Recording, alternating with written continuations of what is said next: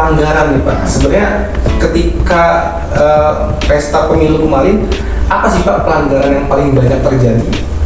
Pelanggaran yang banyak terjadi sebenarnya dari sisi administratif. Administratif. Dalam pilkada atau pemilu bersama jenis pelanggaran. Ada pelanggaran administratif, ada pelanggaran kode etik penyelenggaraan pemilu, ada tindak pidana pemilu, dan ada pelanggaran peraturan perundang-undangan lainnya. Kalau pelanggaran kode etik itu biasanya pelanggaran atas pada waktu perilaku dan kode etik penyelenggaraan pemilu. Kalau bahasa sederhananya pelanggaran atas peraturan di KPU. Itu biasanya dilakukan penyelenggara pemilu baik tingkat pusat, tingkat provinsi, kabupaten kota, kecamatan, desa, kelurahan hingga TPS. Ada juga pelanggaran administratif. Pelanggaran administratif itu pelanggaran terhadap tata cara, prosedur, dan mekanisme. Jadi itu secara umum banyak diduga dilakukan oleh penyelenggara pemilu, karena kan pelanggaran tata cara, prosedur, mekanisme. Walaupun bisa saja bukan penyelenggara melakukan, peserta mungkin melakukan ya, tapi secara umum banyak dilakukan oleh penyelenggara.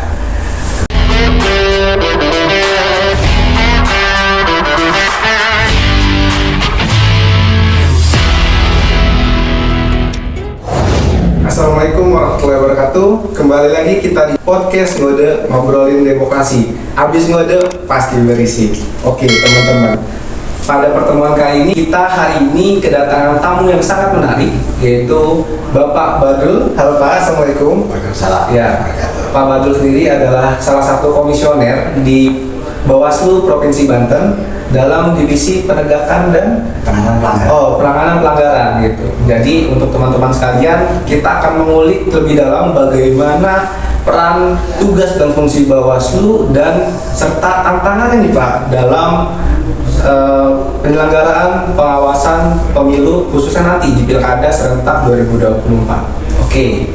Sebelumnya boleh dijelaskan dulu Pak nih. Kita ingin tahu sebenarnya Pak bagaimana peran dan fungsi Bawaslu Provinsi Pak secara tugas dan wewenang Pak. Betul. Baik, terima kasih. Salam jumpa buat para penonton sekalian. Saya di Bawaslu Provinsi Banten. Pertama kita mau bilang Bawaslu Provinsi Banten ini kan pengawas pemilu tingkat provinsi ya. Jadi kalau kita bicara strukturnya, Bawaslu itu ada Bawaslu RI yang di pusat, ada Bawaslu Provinsi untuk penanganan untuk pengawasan pemilu tingkat provinsi, juga ada Bawaslu kabupaten kota, ada Panwaslu kecamatan, ada Panwaslu kelurahan desa, nanti sampai paling bawah Panwas TPS. Nah kalau secara struktural, kalau Bawaslu RI itu posisinya sebagai regulator. Mereka yang bikin aturan teknis di bawah undang-undang, peraturan Bawaslu segala macam itu dibuat oleh regulator. Nah regulator kita itu adalah Bawaslu RI. Nah, provinsi itu ada Bawaslu Provinsi, itu posisinya sebagai koordinator, kemudian eksekutor itu Bawaslu Kabupaten Kota. Jadi apa yang regulasi yang diterbitkan oleh Bawaslu RI, kemudian dalam pelaksanaannya dikoordinir oleh Bawaslu Provinsi dalam penerapannya oleh Bawaslu Kabupaten Kota hingga titik bawahnya. Berarti secara struktur ini berkesinambungan ya Pak? Bawaslu Provinsi sebagai koordinator berhubungan langsung dengan kabupaten kota, Bawaslu kabupaten kota. Nah, kalau boleh tahu Pak, antara komunikasi atau timbal balik nih Pak antara Bawaslu Provinsi dan Bawaslu kabupaten kota itu seperti apa sih Pak? Nah ya begini, dari walaupun jadi koordinator tadi, jadi Bawaslu Provinsi juga menangani hal-hal teknis atau eksekutor juga untuk misalnya pemilu-pemilu yang ditangani di provinsi. Misalnya pelanggaran-pelanggaran atau pengawasan-pengawasan yang berkaitan dengan lintas kabupaten kota. Atau juga kalau di pilkada, nanti kalau pilkada itu kalau dalam undang-undangnya kita menyebutnya pemilihan. Pemilihan itu kalau bahasa populer di masyarakat itu pilkada. Nah jadi pilkada gubernur atau pemilihan gubernur itu nanti yang mengawasi langsung dipimpin oleh Bawaslu Provinsi. Kalau untuk pemilihan atau pilkada bupati atau wali kota nanti Bawaslu Kabupaten Kota. Tapi apabila ada kondisi lintas wilayah, maka itu baru Bawaslu Provinsi ikut terlibat dalam proses itu. Baik Pak. Dan sebelumnya juga kita sudah menyambut pesta demokrasi Pak secara nasional. Kita sudah memilih presiden dan juga wakil kita. Sekarang kita memilih setingkat gubernur, bupati dan wali kota. Nah, saya mau nanya Pak, bagaimana sih Pak persiapan Bawaslu Provinsi Banten sejauh ini untuk mencapai tujuan di Pilkada serentak 2024 nanti Pak? Nah, persiapan kita untuk pemilihan atau pilkada ini yang pasti tahapan hari ini sudah dimulai dari beberapa waktu yang lalu. Beberapa kabupaten kota juga sudah menerima pendaftaran calon-calon independen, misalnya di Pandeglang atau di Kabupaten Tangerang. Nah, proses-proses ini sudah sambil berjalan. Kemudian kalau regulasinya kita masih menggunakan undang-undang yang nomor 10, undang-undang yang sebelumnya. Ini dipakai juga untuk pemilihan atau pilkada tahun 2019.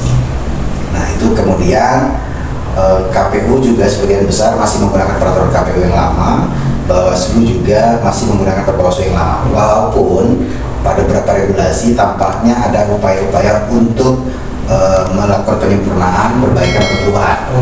Tapi sementara regulasi yang ada tetap berjalan, posisi Bawaslu tentu pertama kalau nanti ada perubahan regulasi akan menyesuaikan, yang kemudian tentu saja sudah mulai langsung melakukan pengawasan, pengawasan pendaftaran sudah dilakukan KPU, kemudian sudah dilakukan verifikasi administrasi terhadap calon-calon independen tersebut. Dan kemarin kan juga sudah diumumkan calon yang sudah memenuhi syarat atau yang belum memenuhi syarat, atau bahkan kemarin ada yang tidak memenuhi syarat. Jadi itu sudah menjadi bagian dari pengawasan Bawaslu. Kemudian Bawaslu juga untuk mengantisipasi perubahan regulasi tadi juga sudah mulai mengumpulkan konsep-konsep barangkali perubahan-perubahan peraturan Bawaslu yang akan menyesuaikan dengan peraturan KPU yang akan dikeluarkan. Oke ya Pak, berarti Bawaslu ini sudah mewanti-wanti ya Pak istilahnya, bagaimana nanti dinamika secara regulasi dan juga nanti mempersiapkan apakah di masa yang akan datang regulasi ini akan ada perubahan itu Pak? Ya, karena selain itu juga karena ini kan nempel nih pemilu dan pemilihan, pemilu dengan pilkada kayak gitu, nempel sekali. Bahkan proses pemilu kan masih ada sengketanya di MK, pelantikannya kan nanti berbagai tahun lah ya. Nah, sedangkan satu sisi pemilihan ini udah mulai masuk. Nah, kami Bawaslu, terutama Bawaslu Provinsi Banten itu sudah mulai melakukan semacam internalisasi dan sosialisasi perbedaan regulasi. Jadi pengawas pemilu yang tadinya handoutnya itu per Bawaslu tentang pemilu, sekarang tiba-tiba harus handoutnya itu per Bawaslu pilkada yang ada perbedaan norma. Jadi jangan sampai nanti terlena menggunakan peraturan Bawaslu yang lama. Sekarang ternyata kita hanya masalah pilkada. Itu sedang dilakukan internalisasi dan sosialisasi adanya perbedaan regulasi. Berarti secara komitmen untuk melaksanakan tugas dan fungsi juga harus bisa fleksibel ya Pak, antara yang lama dan yang baru nantinya. Harus menyesuaikan dengan aturan yang ada. Siap Pak. Untuk kendala Pak dari Bawaslu Provinsi Banten sendiri ini, apakah ada kendala dalam persiapan Pak nanti untuk menyambut Pilkada serentak 2024? Kalau bicara kendala tidak ada, karena memang secara teknis pertama perangkat-perangkat kelembagaan kita memang sudah dirancang untuk mengantisipasi itu. Jadi ketika tahapannya masuk atau bahkan pra-tahapan pun kita sudah menyiapkan segalanya. Tidak ada kendala-kendala yang berarti, paling nanti tadi karena ada dua tahapan yang berjalan, tahap pemilu masih berjalan, tahap pilkada berjalan. Jangan sampai nanti ada tumpang tindih. Tumpang tindihnya kan macam-macam ini. Bisa tumpang tindihnya adalah terkait regulasi, kemudian tumpang tindih penganggaran. Satu ada anggaran APBN terkait pemilu, satu anggaran APBD, walaupun nanti bicara di APBN terkait pilkada. Itu yang kita antisipasi, jangan sampai nanti tumpang tindih. Berarti untuk kendala ini secara teknis tidak ada ya Pak? Mungkin nanti dalam pelaksanaannya gitu atau dalam persiapannya bagaimana Pak untuk Bawaslu Provinsi ini mensiasati Pak jika ada gitu? Ya, kita mensiasatinya itu harus memahami betul ini yang kita tangani apakah terkait pemilihan atau terkait pemilu. Karena tadi penganggaran kita kan ada dua nih, dua penganggaran berjalan bareng, tapi nggak boleh juga disatukan. Terus penanganan mulai dari sosialisasi, pencegahan, penindakan itu kan masih mungkin terjadi dalam waktu yang sama. Gini Pak, jadi ini rumor yang beredar di masyarakat nih, bahwa Bawaslu, khususnya Bawaslu Provinsi Banten ini tidak melaksanakan tugas dan fungsinya dengan baik. Kenapa? Karena banyak baik cuitan di media sosial atau di teman-teman ini membicarakan bahwa banyak baliho calon-calon gubernur yang terpampang di jalan ataupun di reklame dan tidak ditindak oleh Bawaslu Provinsi Banten. Itu bagaimana, Pak? Ya, kalau bicara rumah masalah, saya malah bagus saya anggapan ini menjadi pemicu bagi Bawaslu. Apa nih belum dikerjain ya? Nah, kemudian ternyata masyarakat menyoroti masalah baliho. Dan yang hari ini ramai bertebaran di jalan-jalan itu. Yang pertama kan memang dari sisi Bawaslu. Bawaslu itu kan punya kewenangan untuk menindak calon. Itu kalau sudah ada calonnya. Oh, kalau sudah ada calon gitu lah. Calon atau setidaknya proses yang sudah mendaftarkan diri. Walaupun belum mendaftarkan calon di KPU, tapi ketika dia sudah mendaftarkan diri di KPU, maka itu sudah menjadi objek pengawasan Bawaslu. Kalau itu terkait calon, beda terkait pemerintah. Kalau pemerintah, apa yang menjadi ranah Bawaslu adalah terkait perubahan-perubahan mutasi. Nah, itu baru kita menjadi objek pengawasan Bawaslu. Kalaupun hari ini ada baliho, dia belum menjadi subjek hukum yang akan ditangani Bawaslu. Jadi ya sama seperti iklan biasa, kami persilahkan kepada pihak-pihak atau lembaga-lembaga negara yang punya kewenangan masalah itu, apakah terkait K3, ketertiban dan kebersihan kota, atau terkait retribusi, itu kita persilahkan, walaupun tetap kita bangun komunikasi secara informal kepada lembaga-lembaga negara atau pemerintah daerah. Tapi memang Bawaslu tidak bisa mengeksekusi langsung karena belum menjadi subjek hukum pengawasan Bawaslu. Berarti baliho-baliho yang ada nih, Pak, sebenarnya Bawaslu ini belum memiliki kewenangan ya, Pak, ya, untuk menindak. Nah, berarti masyarakat nih masih banyak yang salah persepsi, Pak, terkait tugas dan fungsi Bawaslu, dan juga belum memahami secara penuh sebenarnya apa sih tugas dan fungsi Bawaslu itu, Pak. Saya nggak melihat masalah itu, masyarakat salah persepsi, saya nggak melihat itu. Cuma maksudnya itu ada harapan masyarakat yang tinggi. Jadi bukan sebuah masalahnya. Saya pikir ya, kalau saya pun awal pemilu pasti saya bilang, ayo Bawaslu dong kerjain itu. Tapi ya karena mereka tidak tahu. Jadi, tapi itu artinya harapan ke Bawaslu, mereka yang ini harus Bawaslu bertindak. Ya, makanya terima kasih pada masyarakat. Iya betul, Pak. Jadi kita bisa komunikasikan ke lembaga-lembaga terkait gitu. Berarti untuk komitmen dalam penyelenggaraan pengawasan ini bukan hanya dari Bawaslu ya, Pak, ya? Iya. Komitmen ini harus dibangun juga oleh pemerintah daerah khususnya dalam melaksanakan pengawasan juga, dan harus memahami betul, Pak, antara tugas dan fungsi dan kolaborasi khususnya, Pak, ya? Iya, kolaborasi tentang pemerintah daerah. Pertama kan pemilih nanti pilkada ini kan memang untuk memilih kepala daerah. Iya. Memilih. Jadi kepala pemerintah daerah juga harus aware. Dia harus juga mendapatkan pemimpin yang baik. Jadi keterlibatan mereka dalam proses ini tentu saja ya, keterlibatan yang fair ya. Itu mereka juga harus mendukung proses pilkada dengan baik agar proses ini berjalan dengan baik dan mendapatkan hasil yang baik. Kemudian juga yang harapan kita masyarakat dan kelompok masyarakat, apalagi misalnya ada EDS segala macam, itu untuk berpartisipasi. Bisa melalui kritik-kritik seperti tadi, saran-saran baik tadi, ayo Bawaslu sudah bergerak, atau nanti ada kelompok-kelompok masyarakat akan mengajukan diri sebagai pemantau pemilihan atau pilkada.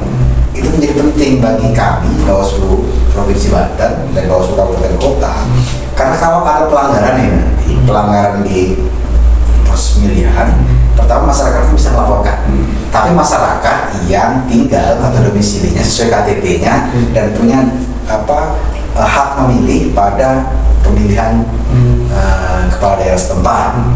Nah, satu lagi yang bisa menjadi pelapor selain masyarakat tadi adalah peserta pemilu pasti, peserta pemilihan. Nah, yang ketiga yang bisa menjadi pelapor adalah pemantau ini mau dia basic atau domisili kantornya di mana, tapi dia bisa melaporkan sepanjang dia mendapat akreditasi dari KPU setempat.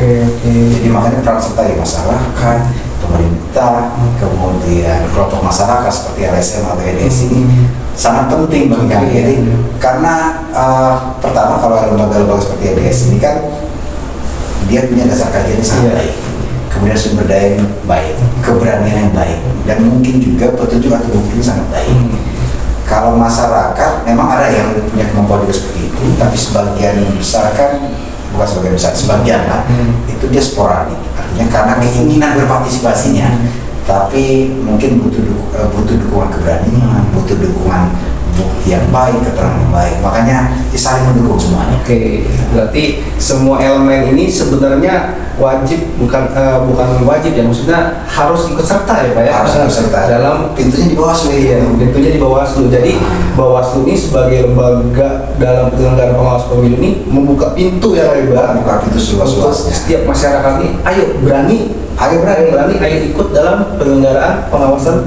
Kenapa ke Bawaslu? Karena gini, Bawaslu itu ya dalam tanda kutip ini lembaga super body. Kenapa lembaga super body? Ini lembaga super body yang populer di Indonesia ini kan ada KPK.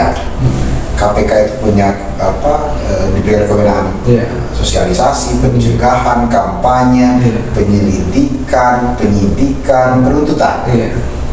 Bawaslu juga sama, punya kewenangan mengkampanyekan, maksudnya kampanye sosialisasi pemilu ya, sosialisasi pemilu, pencegahan pelanggaran, mengajak partisipasi masyarakat, kemudian melakukan kajian-kajian bersama polisi melakukan penyelidikan, mendampingi polisi dalam penyidikan, mendampingi kejaksaan dalam penuntutan, juga melakukan persidangan-persidangan dalam proses pelanggaran-pelanggaran. Nah, bahkan kita punya kewenangan menyidangkan. Kalau KPK kan mungkin banyak masyarakat yang belum tahu nih Pak bahwa Bawaslu ini punya suatu persidangan gitu Pak. Makanya harapan kita ayo bersama-sama Bawaslu, kita sama-sama tegakkan proses pemilu ini agar berjalan sesuai hukumnya gitu. Oke, begitu teman-teman. Jadi banyak sekali tugas dan wewenang Bawaslu yang belum masyarakat ketahui, dan sebenarnya apa sih harapan Bawaslu Provinsi Banten untuk Pilkada 2024 ke depannya. Oke, untuk sejenak kita rehat, akan kita lanjut lagi ke sesi selanjutnya.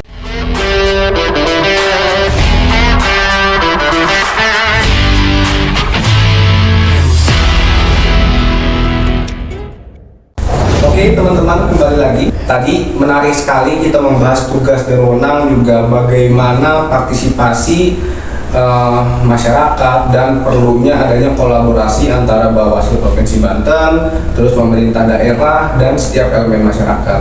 Oke Pak, kita lanjut lagi. Sebenarnya saya penasaran Pak, apa sih Pak prioritas yang ingin dicapai Bawaslu Provinsi Banten terhadap Pilkada 2024 ini? Apakah masyarakat yang sadar akan pentingnya pemilu, pentingnya pengawasan, atau apa ini Pak sebenarnya? Kalau bicara prioritas tadi ya, kalau disebut satu-satu banyak. Akhirnya yang kami mungkin kalau disimpulkan dalam satu kalimat, mungkin hanya kita mengejar pemilihan yang berkualitas. Berkualitas turunannya banyak nih ya. Berkualitas dari prosesnya, berkualitas dari penegakan hukumnya, berkualitas dari outputnya, kan banyak.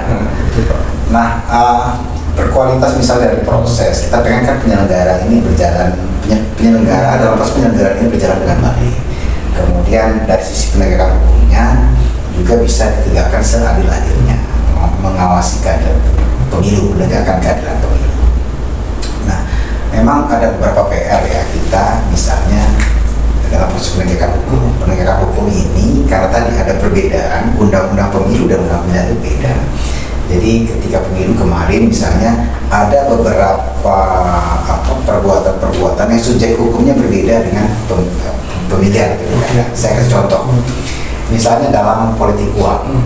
Kalau dalam politik uang, ketika pemilu itu yang bisa masuk dalam tindak pidana, pelaku tindak pidana politik uang itu hanya pelaksana kampanye, peserta kampanye, dan tim kampanye. Itu adalah pelaksana kampanye dan tim kampanye harus orang-orang yang sudah di SK-kan dan terdaftar di KPU. Sedangkan peserta kampanye itu adalah masyarakat yang hadir pada saat kampanye. Nah, itu orang-orang dapat ditindak dalam tindak pidana politik uang pada masa kampanye. Ya memang nanti pada hari pemungutan suara itu setiap orang bisa ditindak. Nah, jadi ketika pemilu nggak banyak yang bisa masuk dalam subjek hukum politik uang. Tapi kalau dalam pilkada nanti itu subjek politik uang itu setiap orang. Setiap orang yang memberikan uang atau materi lainnya untuk mempengaruhi pemilih bisa, untuk mempengaruhi penyelenggara pemilu bisa. Itu setiap orang yang melakukan bisa masuk dalam subjek hukum pidana politik uang. Dan itu setiap orang itu baik pemberi maupun penerima. Nah itu agak beda. Kalau pemilu kemarin kan kita nyari-nyari jadi pelaksana kampanye apa bukan, ya ada SK kan? Dia ini tiap kampanye bukan, ada SK-nya apa enggak? Kemudian dia ini peserta kampanye, hadir dia peserta kampanye. Nah kalau nanti pilkada atau di pilihan itu setiap orang yang memberikan uang atau materi lainnya. Kemudian di ayat 2-nya adalah yang menerima masuk. Ya. Itu yang harus kita lihat sama-sama itu. Oke Pak, nah semisal Pak ada masyarakat nih ketika masa kampanye atau nanti masa pelaksanaan ada masyarakat yang ingin melaporkan Pak terkait kasus pelanggaran. Bagaimana nih Pak? Apakah hanya membawa bukti, hanya satu bukti saja atau bagaimana Pak? Ini pertama kan Bawaslu itu bagian dari ya kita kerja bersama Bawaslu. Jadi jangan terbebani bahwa kurang bahan. Saya kurang bahan. Ya. Kalau ada informasi, memang kita harapkan valid dan sebaik mungkin Pak. Tapi pada prinsipnya Bawaslu itu bukan hanya mengejar apa yang lengkap buktinya. Jadi memang kalau memungkinkan kawan-kawan, rekan-rekan para penonton sekalian punya informasi pelanggaran pemilu, boleh datang ke kantor pengawas pemilu, isi formulir A1 kalau namanya, formulir laporan. Nah, jelaskan siapa pelapornya, siapa terlapornya, kapan diketahuinya, kemudian bukti-buktinya apa, uraiannya apa. Nah, serahkan beserta bukti-buktinya ke Bawaslu. Itu kita jadikan laporan. Secara formal materialnya lengkap, kita register, kita tangani.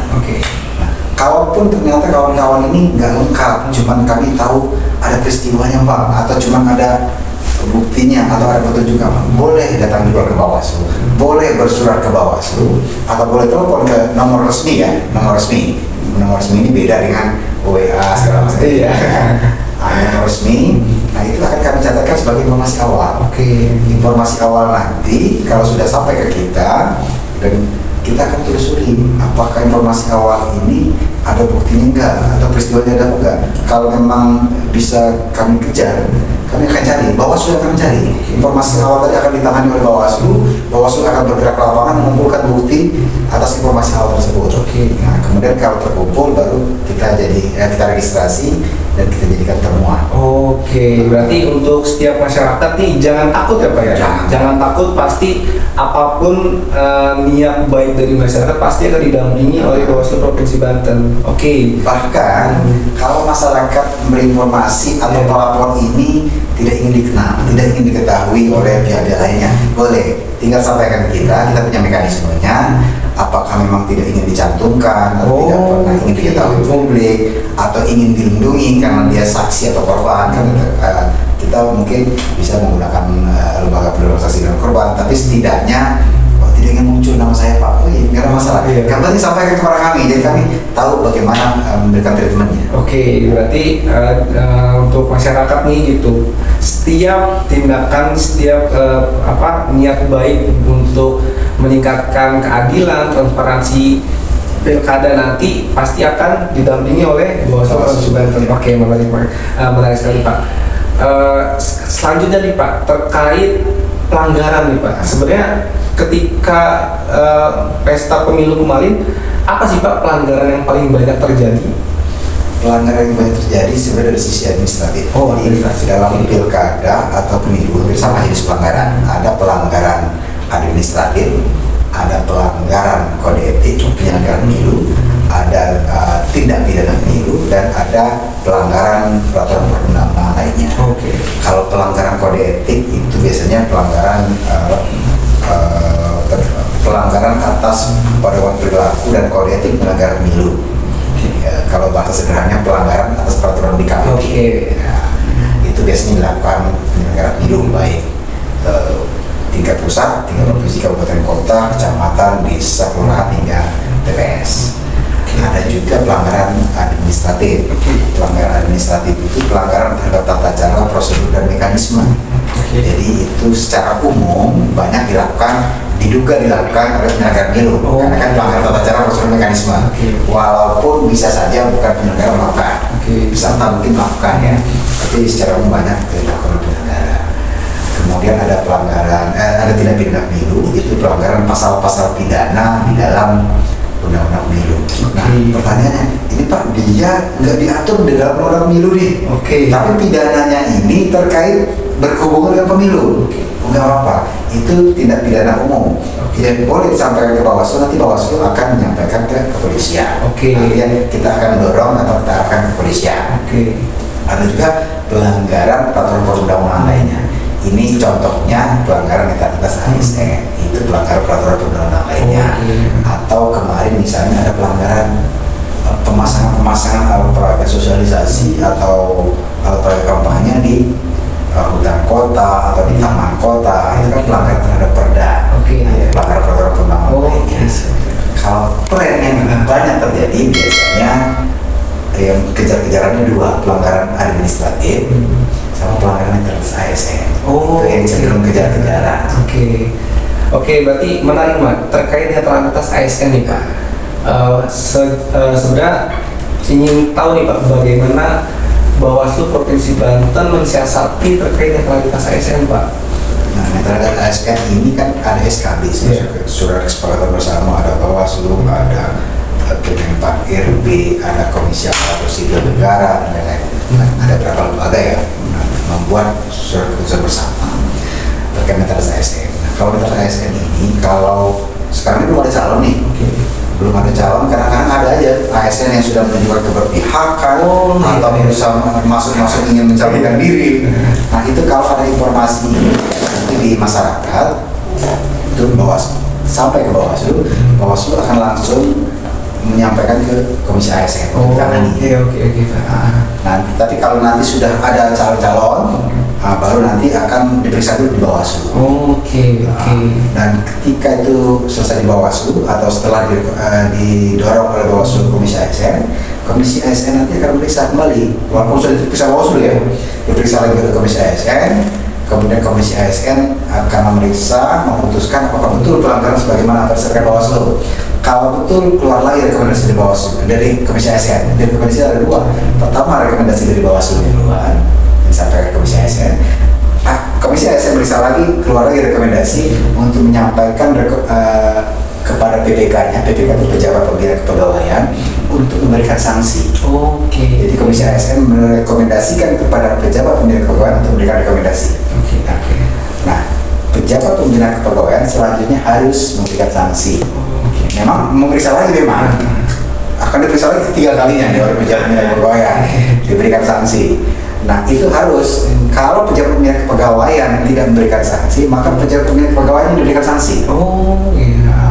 Nah, setelah diberikan sanksi kepada pegawai negeri tersebut, apakah itu pelanggaran ringan, sedang atau berat, maka Bawaslu sebagai pintu awal harus mengawasi pelaksanaan itu, apakah benar diawasi atau tidak.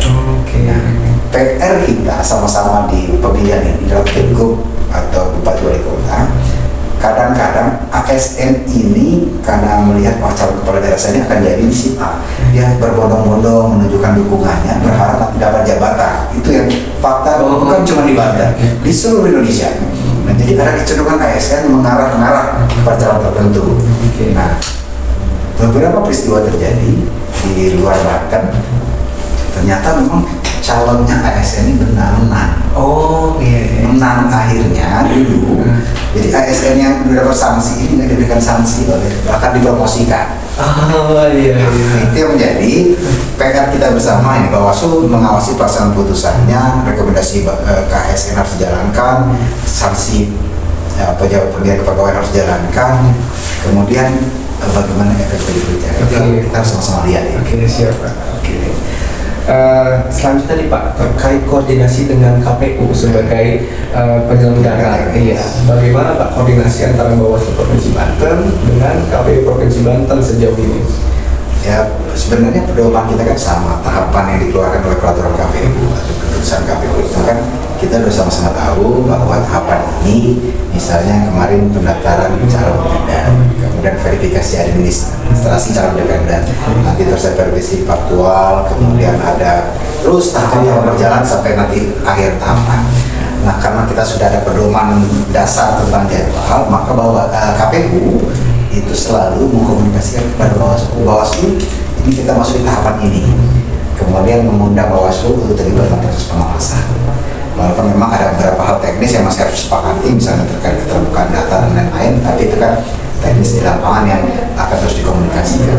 Tapi secara umum, tahapan-tahapan apa yang dilakukan KPU itu biasanya dikomunikasikan dengan KPU ke Bawaslu untuk terlibat atau melakukan pengawasan dalam proses itu. Oke, berarti sebenarnya harus membangun kerjasama lebih Harus. karena sebagai penyelenggara dan penyelenggara pemilu dan penyelenggara pengawasan ini harus benar-benar bersinergi Pak untuk Iya. menciptakan pemilu yang benar-benar yang diharapkan masyarakat begitu Pak. Ya, karena kita harus kembali merujuk ke undang-undang lagi. Pemilu itu dilaksanakan oleh suatu komisi pemilihan umum.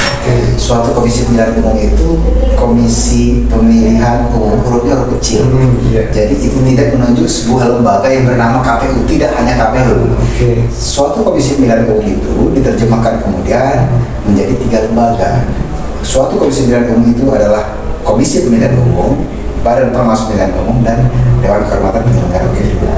Jadi ya harus bersama-sama. Karena undang-undang bilang suatu komisi pemilihan umum dan suatu komisi pemilihan umum itu adalah 3 lembaga itu. Jadi memang komunikasinya harus berjalan baik. Oke, teman-teman, menarik sekali pembahasan pada sesi kedua kali ini. Tadi sudah dijelaskan mengenai secara lebih dalam bagaimana Bawaslu memiliki tugas dan fungsi, khususnya tadi juga bagaimana Bawaslu berkomitmen untuk senantiasa berkoordinasi dengan KPU sebagai penyelenggara pemilu khususnya pilkada nanti. Oke, untuk sesi kali ini kita rehat terlebih dahulu, akan kita lanjutkan ke sesi berikutnya.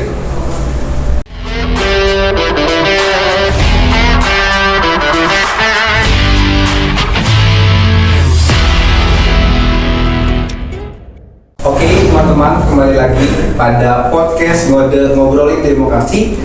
Abis ngode pasti berisi. Oke, kita lanjut ngobrolnya bareng Pak Badrul. Tadi sangat menarik sekali kita bahas. Selanjutnya saya mau tahu nih Pak, sebenarnya antara Bawaslu dengan Gakumdu ini koordinasinya dan kerjasamanya bagaimana ini Pak?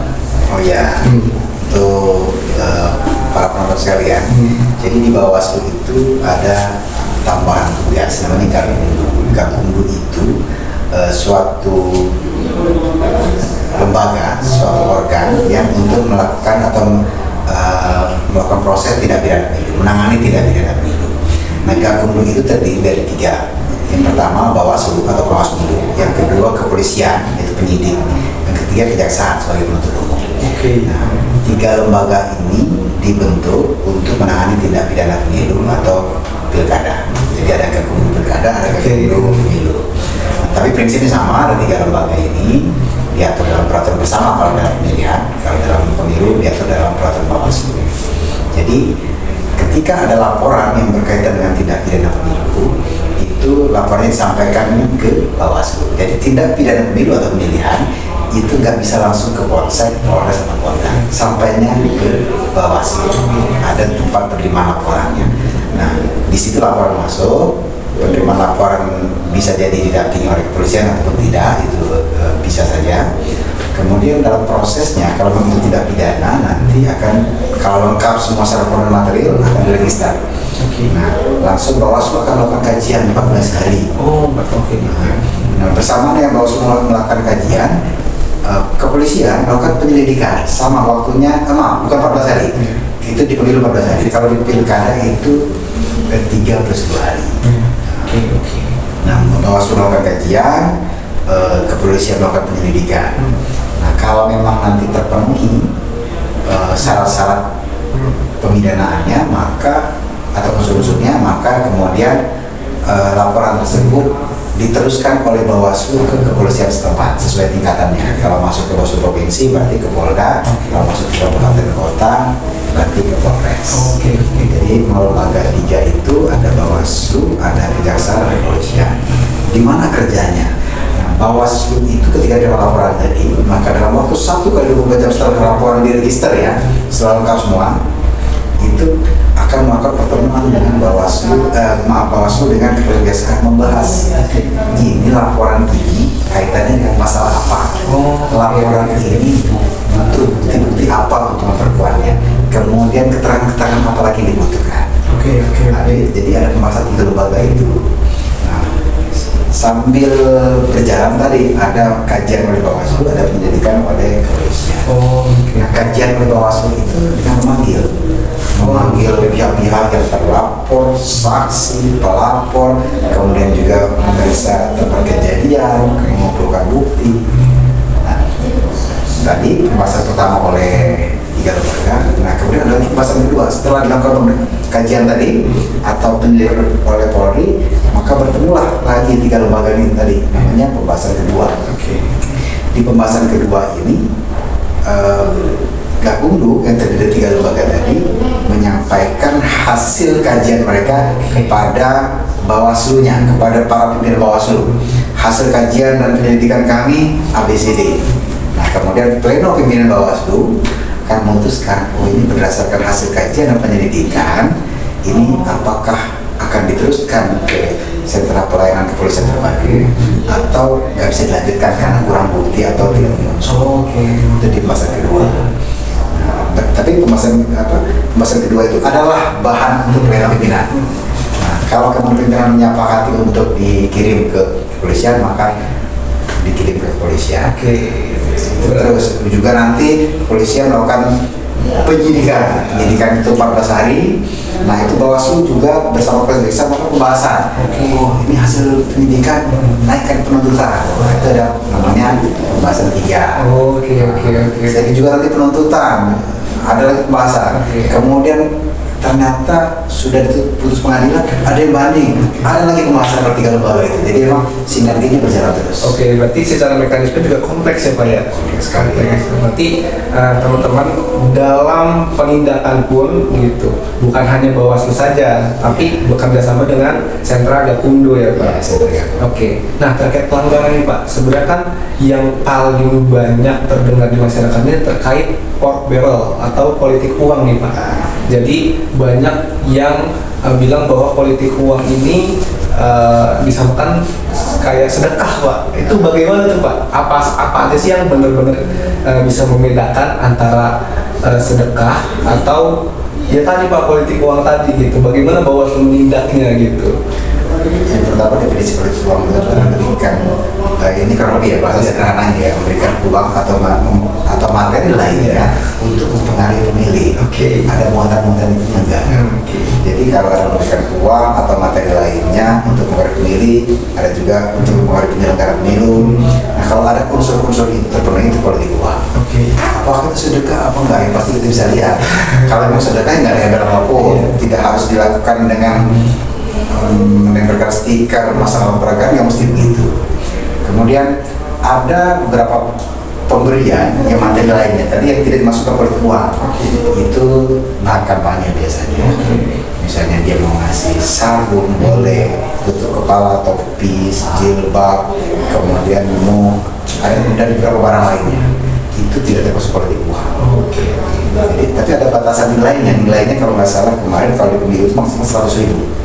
Jadi barang di bawah 100.000 itu masih dimungkinkan, yang jenis-jenis tadi ya. Karena ya kalau dia ngasih jilbab merek tertentu harganya 2 juta ya itu politik uang. Harga mungkin masyarakat kan ada yang 80.000 gitu. Tapi kalau yang merek tertentu 2 juta ya itu politik uang. Selanjutnya Pak, kan kita ini ingin menjemput generasi emas Pak di 2024, dan juga sekarang ini banyak masyarakat muda khususnya ini yang sekarang mulai terangsang untuk ikut berpartisipasi dalam pemilu, khususnya pengawasan gitu. Apalagi media sosial sekarang sudah marak, dan juga penggunaan teknologi juga sekarang sudah digunakan secara signifikan Pak. Nah, apakah dari Bawaslu Provinsi Banten ini ada stimulus atau untuk meningkatkan partisipasi pengawasan pemilu khususnya pada pemuda Pak? Iya, di Bawaslu itu dari divisi pencegahan itu ada namanya program P2P, pengawasan pemilu partisipatif. Itu nanti akan menggandeng pemuda-pemuda kebanyakan rata-rata mahasiswa atau yang baru lulus itu menjadi pengawas pemilu partisipatif. Maka diberikan pelatihan-pelatihan khusus, kemudian diberikan bahan-bahan sosialisasi. Nah, itu memang dilakukan Selain itu juga kita menggandeng kelompok-kelompok masyarakat. Kelompok masyarakat itu mulai dari kelompok nelayan, kelompok budayawan, seniman, macam-macam. Jadi kita banyak melakukan kerjasama, juga termasuk kelompok media. Jadi sasaran sosialisasi itu bukan cuma perorangan, tapi dari kelompok masyarakat, kemudian ormas atau lembaga, atau juga kita membentuk lembaga-lembaga atau mendorong pembentukan lembaga-lembaga yang baru. Sebagai contoh, kita membentuk kalau di Pramuka ada Saka Adiasta Pemilu, kita mendorong itu. Jadi kita sudah semenjak tahun 2018 sudah banyak berkomunikasi dengan keluarga daerah kan Provinsi Banten. Jadi untuk mendukung atau membentuk satuan karya Saka Adiasta Pemilu. Jadi belum lagi kita melakukan mengembangkan desa anti politik uang, dan macam-macam. Oke, menarik lagi. Oke Pak, sebelum sesi podcast ini ditutup, apakah Bapak ada pesan dan harapan untuk masyarakat Provinsi Banten khususnya di Pilkada serentak 2024 nanti? Ya, pesan dan harapan saya kepada masyarakat yang pertama, partisipasi. Memang ini wilayahnya KPU, partisipasi kita untuk memilih pemimpin terbaik di wilayah kita. Kemudian untuk mencapai upaya mencapai pemilihan ini, untuk mencari pemimpin terbaik, kita butuh partisipasi masyarakat untuk sama-sama mengawasi pemilu dan menegakkan keadilan pemilu. Selain mengawasi peserta pemilunya, mengawasi penyelenggara pemilunya, dan juga melaporkan peristiwa-peristiwa yang menurut dugaan masyarakat mengandung unsur-unsur pelanggaran pemilu, sehingga kita bisa segera memperbaikinya, segera mengingatkannya, atau bahkan memberikan sanksi kepada pihak-pihak yang mengganggu kemurnian pemilihan gubernur, bupati, dan wali kota ini. Demikian.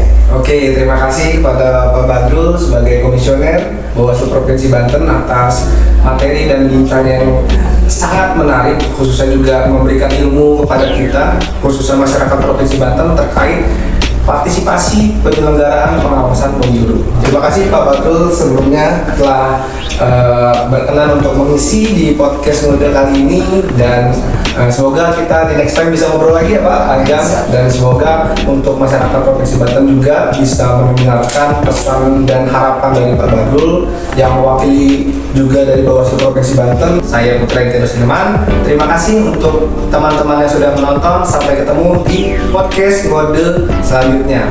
Podcast Ngode, ngobrolin demokrasi, habis ngode pasti berisi. Terima kasih. Assalamualaikum warahmatullahi wabarakatuh. Waalaikumsalam.